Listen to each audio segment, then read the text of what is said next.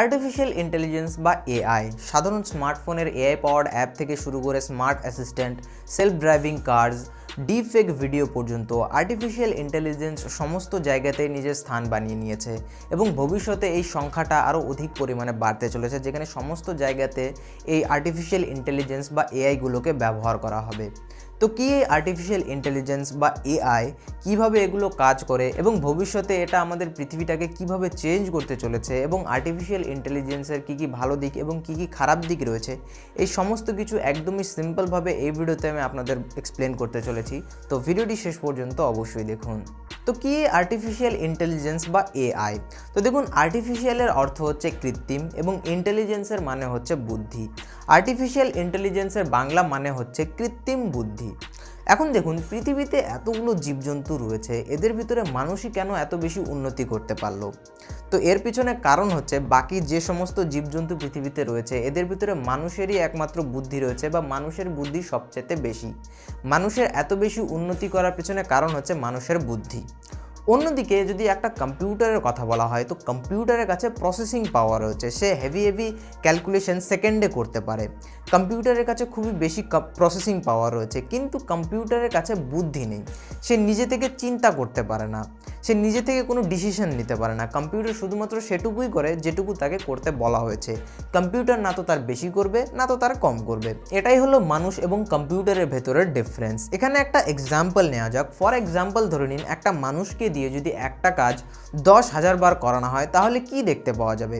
তো সে যে মানুষটা রয়েছে, সেই মানুষটি সেই কাজটা করতে করতে সেই মানুষের ভেতরে সেই কাজটা করার একটা দক্ষতা চলে আসবে, একটা এক্সপিরিয়েন্স চলে আসবে এবং সেই মানুষটি সেই কাজটা করতে আরও কম সময় লাগবে এবং সে আরও কম সময়ে সেই কাজটা আরও নিপুণতার সাথে কমপ্লিট করতে পারবে। অর্থাৎ সে ওভার দ্য টাইম সে কাজটা কিভাবে এফিশিয়েন্টলি করতে হয় সেটা শিখবে তার এক্সপিরিয়েন্স থেকে।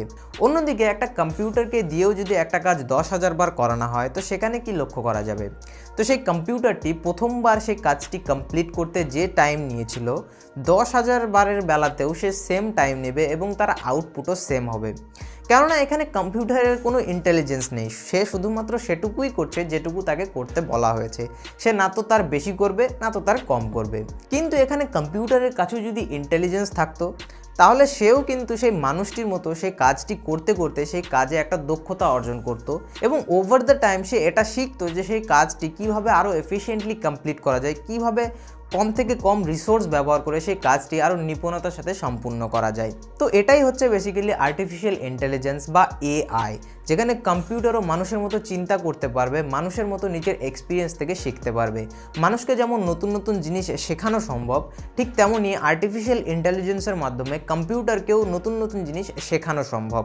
আর্টিফিশিয়াল ইন্টেলিজেন্সের সবচেয়ে পুরনো ডেফিনেশন হচ্ছে, আর্টিফিশিয়াল ইন্টেলিজেন্স হচ্ছে এমন একটা প্রোগ্রাম যেটা সেই সমস্ত কাজ করতে সক্ষম যেগুলোকে কমপ্লিট করতে হিউম্যানের দরকার।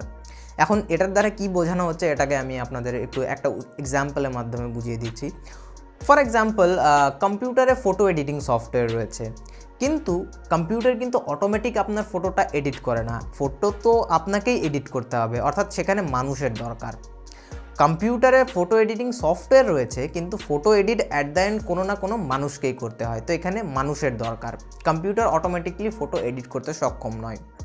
কিন্তু এখানে যদি আর্টিফিশিয়াল ইন্টেলিজেন্সকে ব্যবহার করা হতো, একটা এআইকে বানানো হতো এবং সেই এআইকে ট্রেন করা হতো যে কীভাবে ফটো এডিট করতে হয়, কি করলে বেস্ট পসিবল আউটপুট আসতে পারে, জাস্ট লাইক একটা হিউম্যান, একটা মানুষকে যদি যেভাবে শেখানো হয় যে দেখো এইভাবে ফটো এডিট করতে হয়, এইভাবে এই কাজগুলো করতে হয়, কিভাবে তুমি বেস্ট পসিবল আউটপুট পাবে, মানুষের মতো যদি সেই এআইটাকে ট্রেন করা হয় তো সেই এআইটা অটোমেটিকলি আপনার ফটো এডিট করে দিতে পারবে।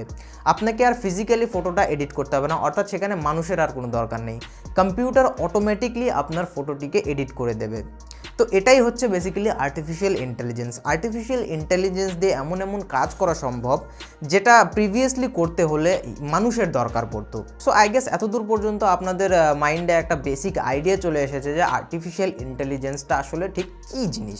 ফর এক্সাম্পল, এমন একটা প্রোগ্রাম যদি বানাতে হয় যেটা ফটোতে কোনো পাখি থাকলে সেটাকে ডিটেক্ট করতে পারবে যে হ্যাঁ এটা একটা পাখির ফটো। তো এমন একটা প্রোগ্রাম যদি বানাতে হয় তো পৃথিবীতে লক্ষ লক্ষ প্রজাতির পাখি রয়েছে, সেই সমস্ত পাখির যে ডিটেলস রয়েছে সেই ডিটেলস সেই প্রোগ্রামের ভেতরে দিতে হবে এবং পাখির এক একটা বৈশিষ্ট্য সেই প্রোগ্রামের ভেতরে থাকতে হবে, যাতে কম্পিউটারটি ফটোকে স্ক্যান করে পাখির সেই ডিটেলসের আধারে বলতে পারে যে সেই ফটোটিতে পাখি রয়েছে, পাখিকে চিনতে পারে। তো এখানে যে প্রোগ্রামটি রয়েছে সেটাতে লক্ষ লক্ষ লাইনের কোড অ্যাড করতে হবে। তো সেই প্রোগ্রামটিকে কোড করাটা অনেকটা ইম্পসিবল হয়ে যায়, এবং তারপরেও কম্পিউটারকে যদি একদমই নতুন একটা পাখির ফটো দেওয়াও হয় তো কম্পিউটারটি সেই পাখিটিকে ডিটেক্ট নাও করতে পারে, কেননা সেই ফটোটিকে সে কখনো আগে দেখেনি, এবং সেইখানে যদি পাখির বৈশিষ্ট্য একটু ভিন্ন হয় তবুও কম্পিউটার এখানে পাখিটিকে ডিটেক্ট নাও করতে পারে।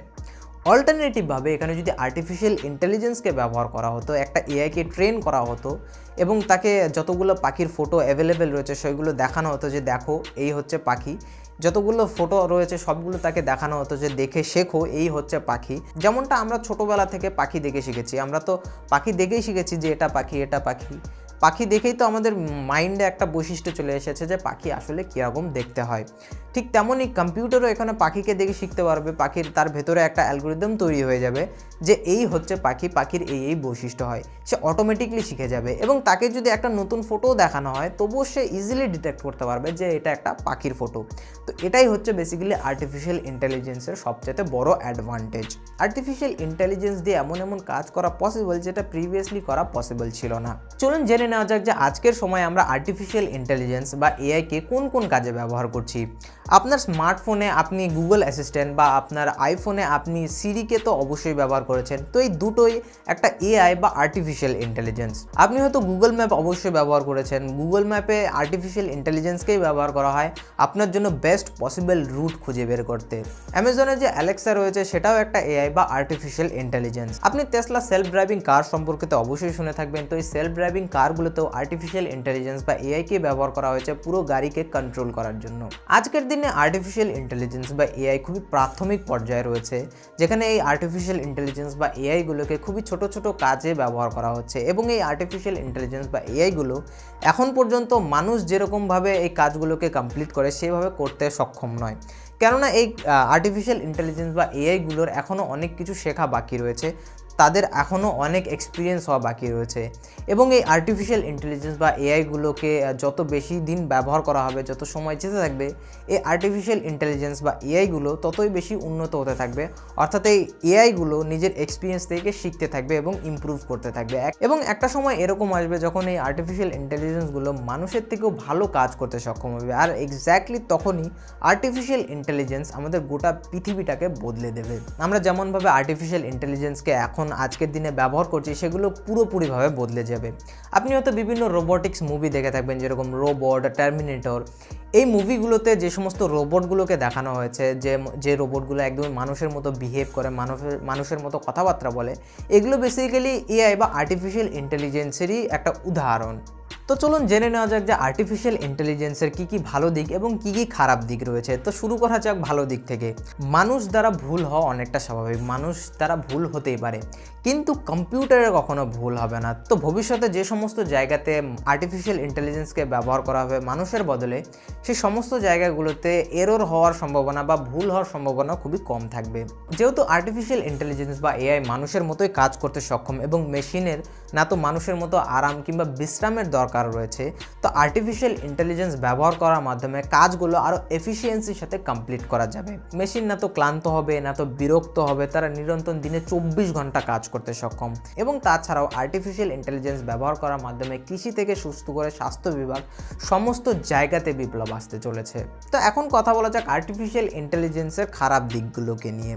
তো আমার ওপিনিয়নে আর্টিফিশিয়াল ইন্টেলিজেন্সের সবচেয়ে খারাপ দিক হচ্ছে, যেহেতু আর্টিফিশিয়াল ইন্টেলিজেন্স মানুষের মতোই চিন্তা করতে পারে, তো ভবিষ্যতে এই এআই বা আর্টিফিশিয়াল ইন্টেলিজেন্সগুলো মানুষকে কোনোভাবে যদি শত্রু ভেবে নেয়, তাহলে আমাদের মানুষের পক্ষে এটা অত্যন্ত ক্ষতিকারক হতে পারে। এবং অন্যদিকে এই মেশিনগুলোর, কম্পিউটারগুলোর যে প্রসেসিং পাওয়ার রয়েছে সেটা আমাদের মানুষের থেকে অনেক বেশি।